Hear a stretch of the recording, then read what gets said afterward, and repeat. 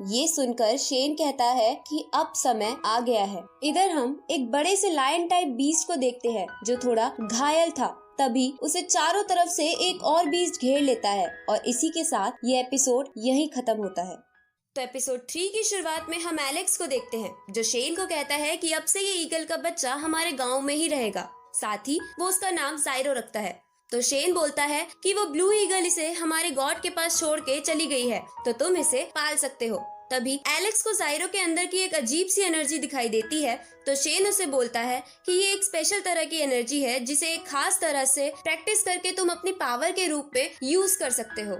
ये सुनकर एलेक्स अपनी प्रैक्टिस स्टार्ट कर देता है और दिन रात मेहनत करने के बाद वो इसमें पूरी तरह से मास्टर बन जाता है, जिसकी वजह से उसकी ताकत बढ़ गई थी। ये देखकर शेन भी चौंक जाते हैं क्योंकि इस टेक्निक को इतनी जल्दी सीखना बिल्कुल भी आसान नहीं था। आगे स्टोन विलेज को 20 लायन के मरने की खबर पता चलती है, तो स्टोन विलेज के बड़े लोग उस 20 लायन का ब्लड लेने चले जाते हैं क्योंकि वो बहुत ज्यादा कीमती था। लेकिन इधर एलेक्स भी चुपके से उनका पीछा कर रहा था। साथ ही हम एक बंदे को देखते हैं जो उन सबको छुपकर फॉलो कर रहा था। अब जब स्टोन विलेज के लोग आगे बढ़ रहे थे तभी वो एलेक्स को वहाँ देख लेते हैं और उसे डांटने लगते हैं। लेकिन एलेक्स कहता है कि मैंने आपकी और ग्रैंडफादर शेन की बातें सुन ली थी जिन्होंने आपको ब्लड लेने के लिए यहाँ भेजा है, इसलिए मैं भी एडवेंचर के लिए आपके पीछे आ गया। तो वो कहते हैं कि हमारे साथ रहना बहुत ज्यादा डेंजरस है, इसलिए तुम वापस चले जाओ।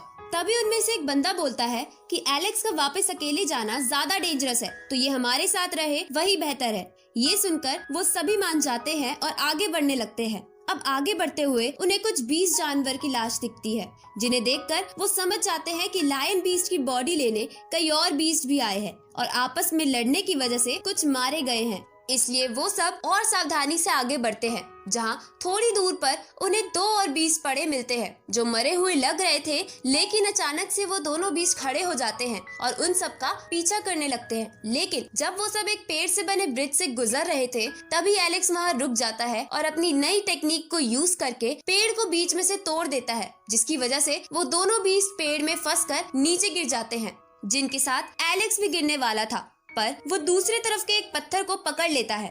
ये देखकर स्टोन विलेज के लोग कहते हैं कि हम एलेक्स को दूसरी तरफ से इधर कैसे ले। तो एलेक्स बोलता है आपको बस ब्लू ईगल को यहाँ बुलाना चाहिए जो अब हमारी दोस्त बन गई है। ये सुनकर वो सभी उस ईगल को बुलाने चले जाते हैं और एलेक्स वहाँ बैठकर उनका इंतजार करने लगता है। तभी वो दोनों बीस्ट फिर से उठ जाते हैं। ये देखकर एलेक्स वहाँ से भागने लगता है और भागते भागते उस लायन बीस्ट की बॉडी के पास आ जाता है। तभी वहाँ पर एक गोरिल्ला बीस्ट आ जाता है जो एलेक्स के पीछे लगे दोनों बीस्ट को मारकर लायन बीस्ट के पास चला जाता है। उसी समय वहाँ पर बुल बीस्ट आ जाता है जो साइज में बहुत ही ज्यादा बड़ा था। अब बुल बीस्ट भी लायन बीस्ट के पास जाने लगता है तो गोरिल्ला बीस्ट उससे लड़ने लगता है, लेकिन बुल बीस्ट बहुत ताकतवर था इसलिए वो गोरिल्ला बीस्ट पर भारी पड़ने लगता है। तभी वहाँ पर ब्लू ईगल आ जाती है जो एलेक्स को उठाकर वहाँ से जाने लगती है। उसी समय हम उस लायन बीस्ट को देखते हैं जो अपनी बची कुची ताकत लगाकर फिर से उठ खड़ा होता है और उन सब के चारों तरफ एक शील्ड बना देता है ताकि वो सब वहाँ से भाग ना सके। ये देखकर ब्लू ईगल एलेक्स को लेकर जल्दी से वहाँ से निकलने की कोशिश करती है, पर वो इसमें कामयाब नहीं हो पाती।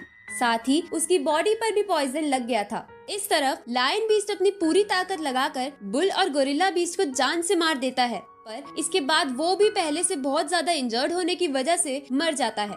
साथ ही वो शील्ड भी टूट जाती है। अब ब्लू ईगल और एलेक्स लायन बीस्ट की बॉडी को लेकर वापस स्टोन विलेज जाने लगते हैं, लेकिन थोड़ा आगे जाने पर अचानक से उस पॉइजन की वजह से ब्लू ईगल उन दोनों के साथ नीचे गिर जाती है, जहां उन सब के नीचे गिरते ही उन पे तीरों की बारिश होती है। और इसी के साथ ये एपिसोड यहीं खत्म होता है।